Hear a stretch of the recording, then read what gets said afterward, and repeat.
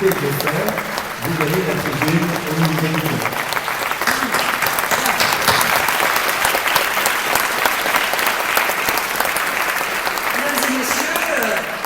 Merci d'abord de votre invitation, car je suis ici en qualité d'invité.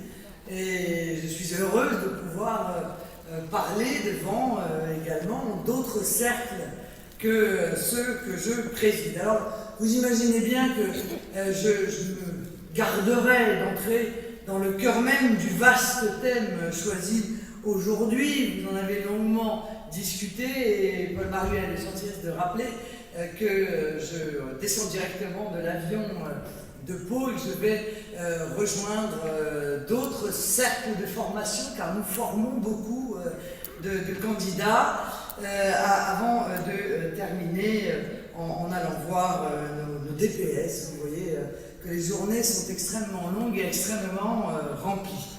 Mais je souhaite cependant souligner auprès de vous l'importance de colloques comme ceux que le ciel organise régulièrement.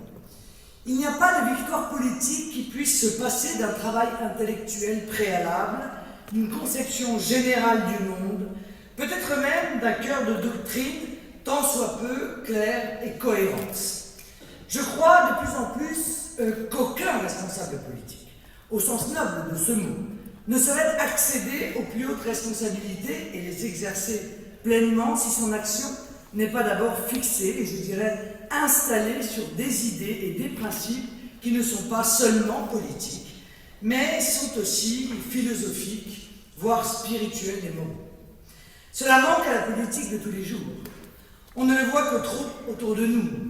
Les dirigeants qui prétendent diriger et qui ne dirigent rien depuis 30 ou 40 ans sont dans un état de faiblesse permanent par le simple fait qu'ils s'en remettent à d'autres du soin de réfléchir. C'est-à-dire s'en remettre à la pensée dominante, pensée unique qui les rend interchangeables, car elle n'est pas une pensée, elle n'est qu'un petit manuel du mondialisme à l'usage des nuls, une pensée zéro, un refus en réalité de penser.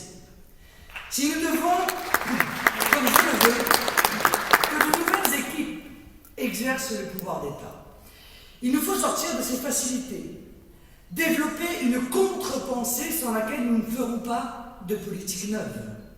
C'est à ce travail intellectuel fondateur qu'invite ce colloque et il faut en remercier ses responsables et tous ceux qui y participent.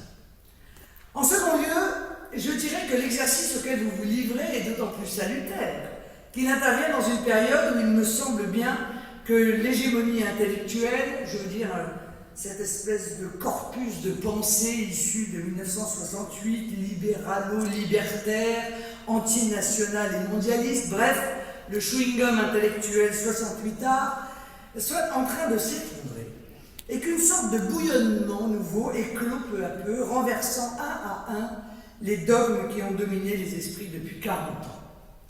Vous avez fait de l'identité le sujet de ce colloque.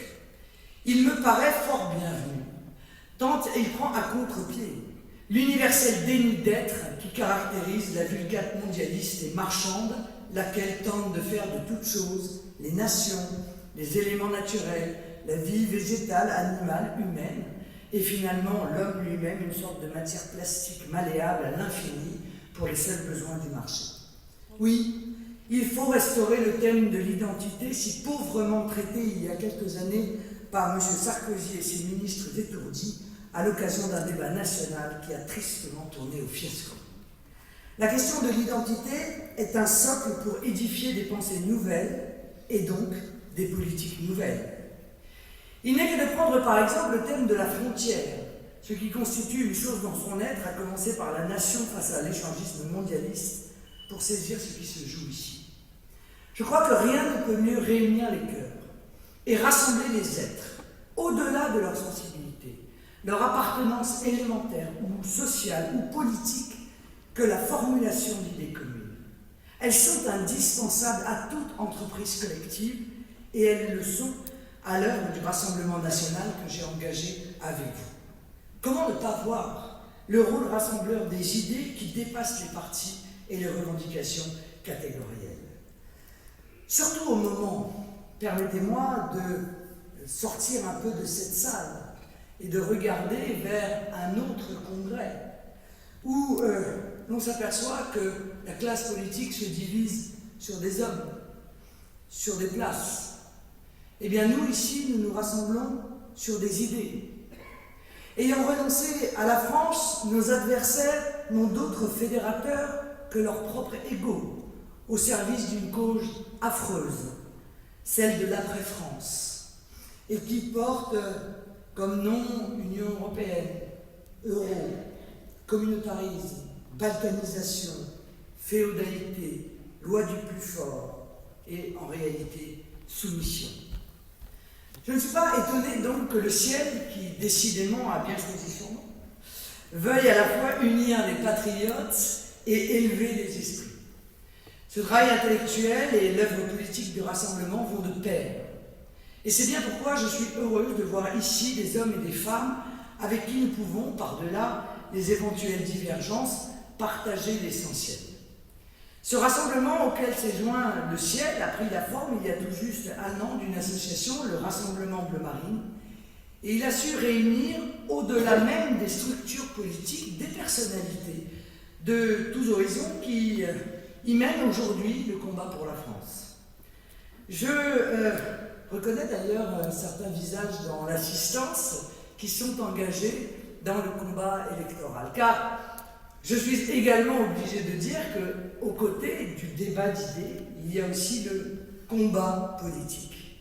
Il faut aller sur le terrain, à la rencontre de nos compatriotes. Il faut se battre dans des conditions bien souvent difficiles, bien souvent encore, seul contre un système qui est puissamment et anciennement installé dans notre pays.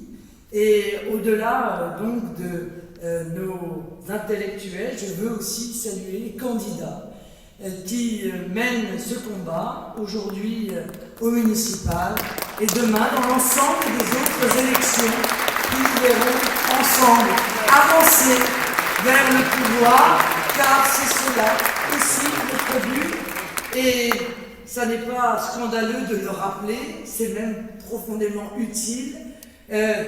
Nous ne sommes pas là seulement pour échanger des idées, nous sommes là pour exercer le pouvoir. Et tout ce que nous faisons, nous le faisons dans l'objectif un jour de pouvoir exercer le pouvoir. Je vais, mesdames et messieurs, tous les jours à la rencontre des Français dans une tournée municipale.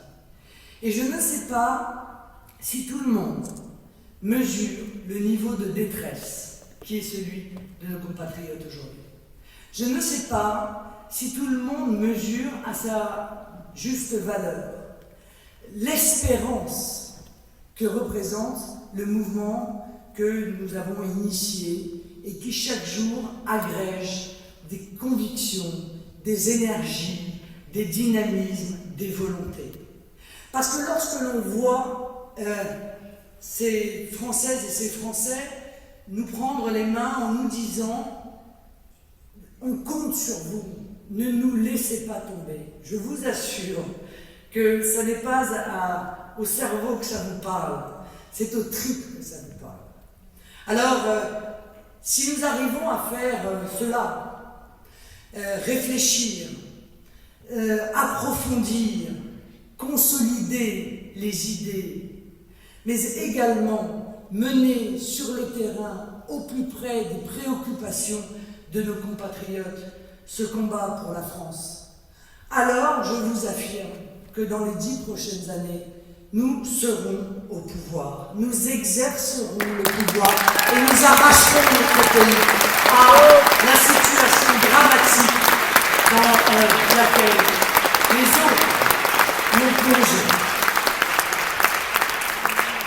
C'est ce soir le message que je voulais vous passer, cette unité, cette volonté du Rassemblement Bleu Marine auquel participe le ciel, au moment même, comme je vous le disais, la désunion des vieilles maisons chancelantes, eh bien, se fait jour dans l'ensemble d'ailleurs des vieux partis de ce vieux monde politique.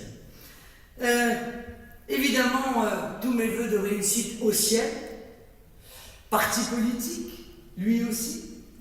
Parti politique avec toutes les difficultés que cela représente. Je suis bien placé pour le savoir. D'organisation, bien sûr, de structuration.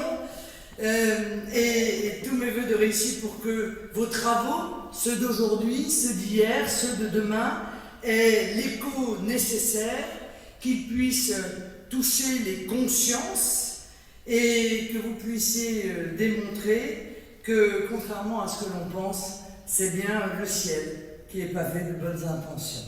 Merci, mon cher Paul-Marie, merci à vous tous, bonne continuation. Et à très bientôt, parce que nous aurons l'occasion de nous retrouver, en tout cas pour les candidats et les militants, sur le terrain du municipal. Merci.